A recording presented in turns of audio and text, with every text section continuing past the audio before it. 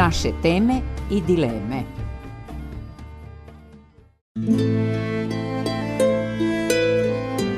Nije mudar onaj koji misli da je mudar, nego je mudar onaj koji zna da pametno pita, pažljivo sluša, mirno odgovara i da prestane kada više nema šta da kaže.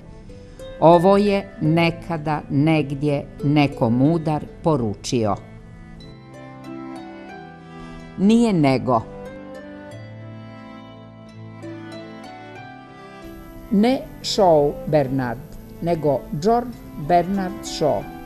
Nije Sheen, sin, irsko ime. Često u zemljama engleskog jezika treba Sean. Nije Shorts, nego Shorts.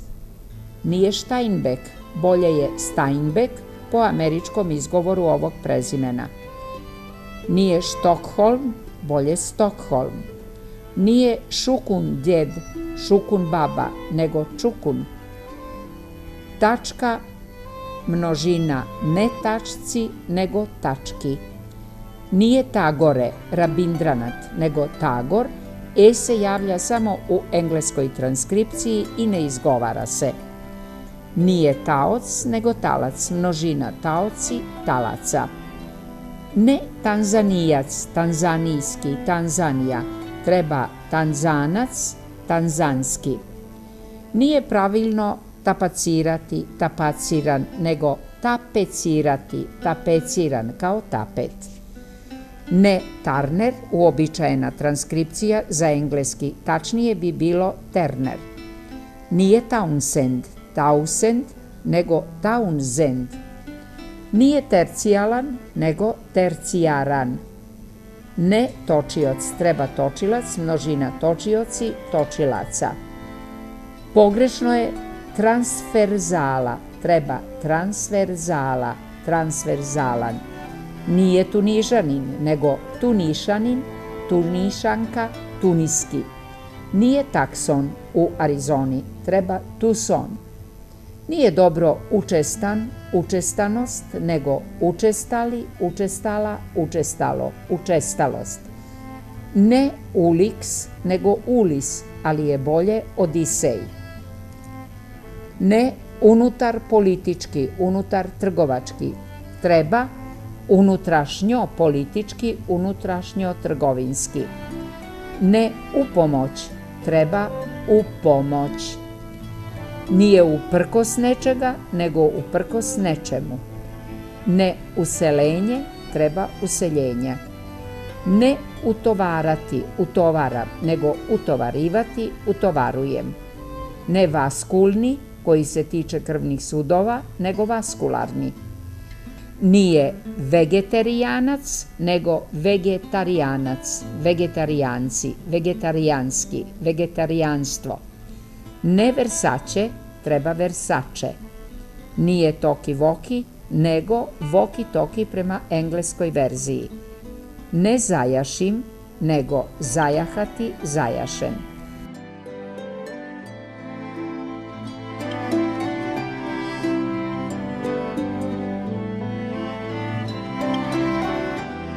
Jezičke nedoumice. Cilj ovog tumačenja je da na što sažetiji i pregledniji način pomogne u teškoćama i dilemama koje se javljaju pri svakodnevnom izražavanju. Sastavljen je na osnovu postojeće norme i prijedloga iznijetih u stručnoj lingvističkoj literaturi. Za razliku od nekih ranijih priručnika, rječnik se ne ograničava na pravopis i izgovor, nego se bavi i pitanjima značenja, gramatike i upotrebe riječi. Otuda nijesu sistematski popisivane riječi sa određenim teškim glasovima, među kojima je podosta rijetkih i nepotrebnih, već se težilo da se odaberu oni izrazi, oblici i konstrukcije koji stvarno zadaju teškoće u jezičkoj praksi našeg doba. Posebna pažnja poklonjena je novim riječima i imenima koja se redovno javljaju u štampi. Istovjetan se danas priznaje kao pravilan ijekavski oblik. Izbliza i izbliže, oba oblika u upotrebi. Izdaleka i izdalje, isto. Izraz, doći do izraza i doći do izražaja jednako su dobri oblici. Izuzetan ima naglasak na prvom slogu, pogrešno je izuzetan, izuzetno. Izviniti se, izvinim se, neka se oni izvine, izvinio, izvinila, ne izvinem, izvinu, izvinuto, što su oblici od glagola izvinuti, saviti. Glagol izviniti se osuđivan je kao rusizam, ali je potreban u književnom jeziku i ne može se zamijeniti sa oprostiti i ispričati. Izvolevati u ijekavskom izvolijevati, a ne izvoljevati. Jalta, sastanak konferencija u Jalti, ne na Jalti. Jamac, jamčiti, jamstvo i jemac, jemčiti, jemstvo, ali samo jamačno. Jamajka, na Jamajci ili na Jamajki. Jamajkanski, jamajkanac, jamajkanka. Jednostavačni, dvostavačni, trostavačni upotrebljava se u muzičkoj terminologiji za kompoziciju od 1, 2 ili 3 stavka. Ovi oblici su potrebni pošto bi jednostavni imalo drugi smisao. Jezički, koji se tiče jezika govora, jezični kao anatomski termin.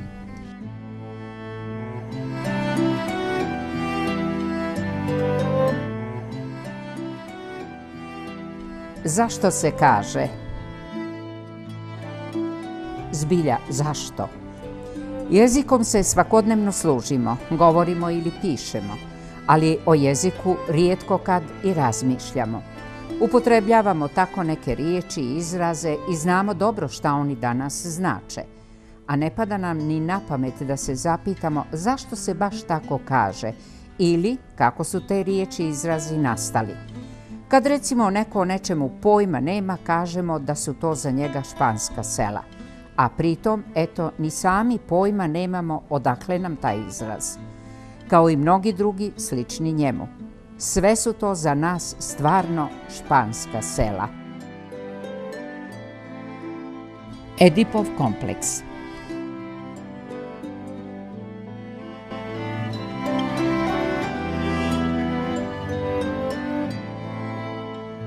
Na svijetu ima dosta nevjernih Toma, to jest onih koji nijesu skloni da povjeruju tuđim riječima, dok se i sami ne uvjere u njihovu istinitost, koji dakle sumnjaju u sve što nije dostupno njihovom vlastitom iskustvu. Ima i onih koji su pretjerano sumnjičavi, koji ne vjeruju ni u šta i teško prihvataju čak i sasvim uvjerljive dokaze za neku tvrdnju. Takvi se rođeni sumnjičavci također nazivaju nevjernim Tomama. Prema tom izrazu nevjerni Toma u našem jeziku označava dvoje. Prvo, čovjeka koji vjeruje samo svojim čulima, to jest onome, i drugo, čovjeka koji je nepopravljivi sumnjičavac, koji ne vjeruje ni u šta. U onom prvom smislu nevjerne Tome su filozofi pa i svi istinski istraživači. Pošto je sumnja vrlina razuma, svako kome je stalo do istine mora da sumnja da bi uopšte mogao misliti i dublje pronicati u tajne svijeta u kome živimo.